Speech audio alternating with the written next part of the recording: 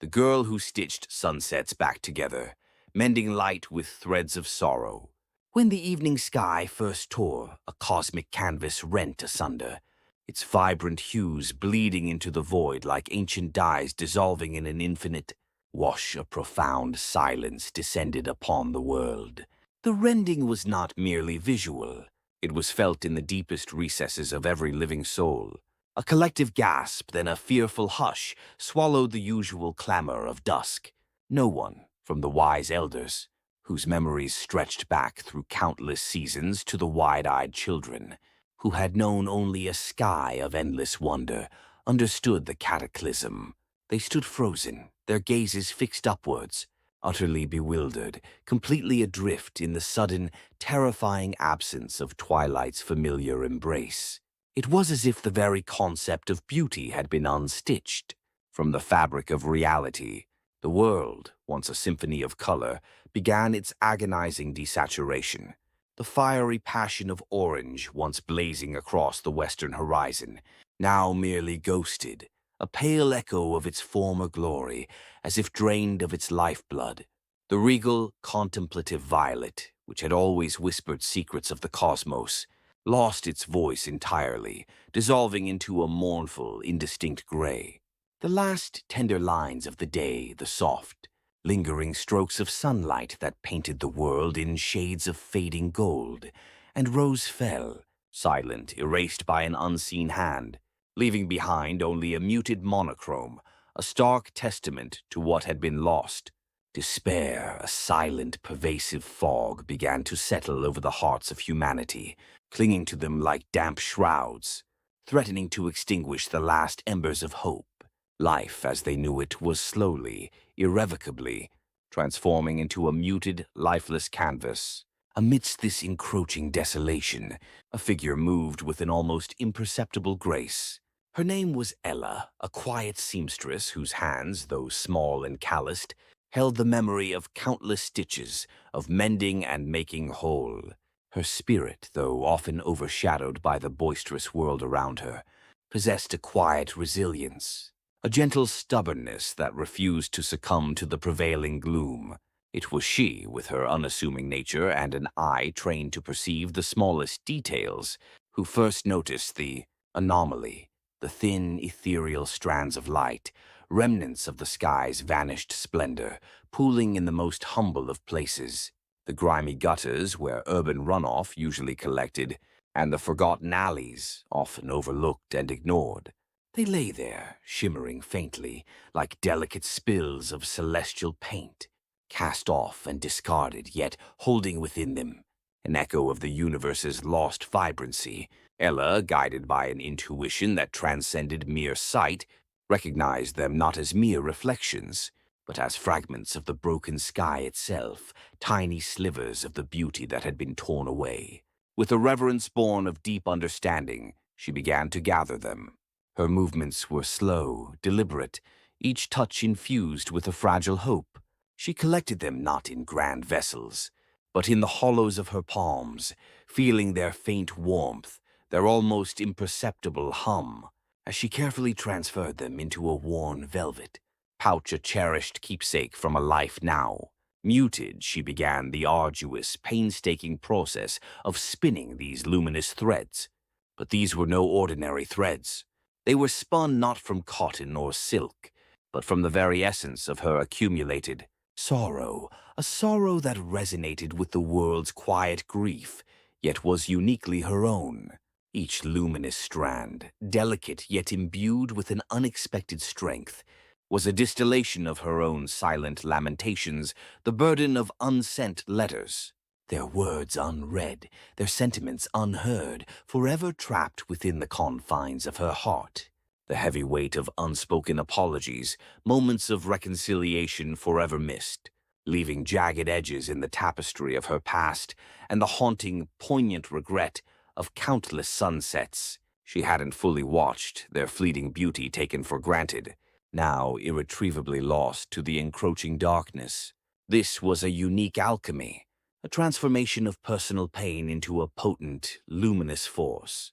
Her fingers, nimble and practiced, moved with a silent grace, a dance of sorrow and hope. As the threads grew in length and luminescence, they seemed to absorb the very essence of her quiet melancholy, shimmering with a soft, ethereal glow that hinted at the profound depths of her inner world. These threads were not merely light, they were woven memories, crystallized regrets, and the silent strength of endurance. They were the tangible manifestation of her belief that, even from the most profound sorrow, something beautiful and redemptive could emerge, a testament to the enduring power of the human spirit to find purpose in pain.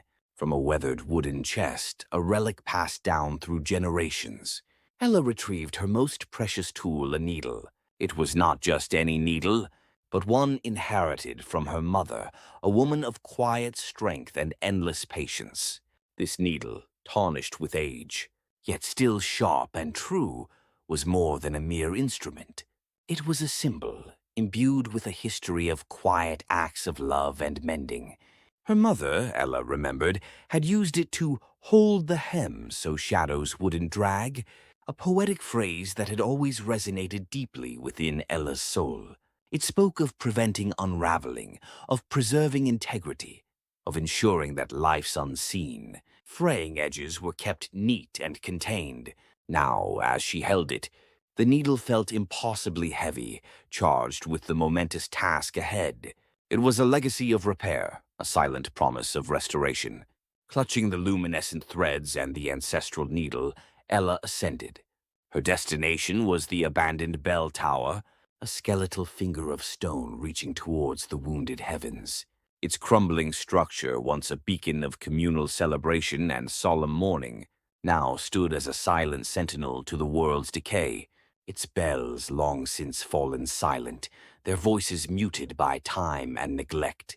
Each step up the winding, dust-choked staircase was a pilgrimage, a defiant act against despair. The air grew thinner, colder, charged with the memory of lost hymns and broken promises. The wind, a mournful whisper, whistled through the broken windows, a lonely melody accompanying her ascent. Higher and higher she climbed, her breath catching in her throat, her muscles aching but her resolve unbroken. The tower, a metaphor for resilience, seemed to welcome her, offering its broken spire as a vantage point for an impossible task. Reaching the apex, Ella emerged onto the exposed belfry, where the vast, wounded expanse of the sky lay stretched before her, a gaping wound against the muted world. The chill wind whipped around her, tugging at her simple clothes, threatening to dislodge her precarious hold. With trembling hands, trembling not from fear, but from the sheer enormity of the task, the trembling, born of both apprehension and profound determination, she began her sacred work. One stitch, a delicate luminous thread, pierced the wounded fabric of the sky, a tiny spark against the encroaching darkness. Then another, and another. Each stitch was a prayer, a whispered hope, a defiant act of creation. The needle, guided by her mother's legacy, and her own unwavering will, moved with a rhythmic grace, weaving the luminous sorrow threads into the very essence of the torn firmament. It was slow, painstaking work, each tiny puncture a testament to her unwavering commitment, each pull of the thread a profound act of healing. She was not merely mending, she was reimagining the sky, stitch by agonizing stitch, infusing it with the very light of her own inner strength. Yet, as the work progressed, a profound realization dawned upon her, a truth far more expansive and heartbreaking than the visible tear in the sky. It wasn't just the celestial dome that was wounded. The more she stitched, the more Ella understood the deeper, more pervasive fracturing that had afflicted the world. The sky, she now saw, was but a mirror, a macroscopic reflection of the myriad cracks that had appeared within humanity itself. People, too, were unraveling, their very essence fraying at the edges. She saw it in the subtle hesitations, the barely perceptible wavers in their voices, tiny fractures where once there had been clear, resonant tones indicating a breakdown in sincere communication, a loss of inner harmony.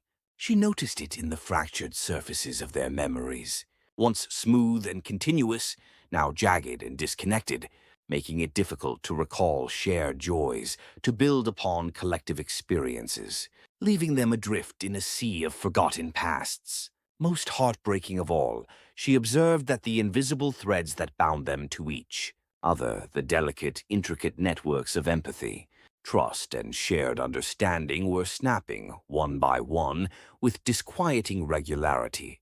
These were not just physical tears, but spiritual and emotional ruptures, a fundamental disconnection from the interconnectedness of being. Ella's work, once focused solely on the heavens, now expanded, its purpose deepening with every stitch. Her needle, no longer confined to the vast canvas above, began to mend not just the cosmic wound, but the intimate, personal sorrows of the world below.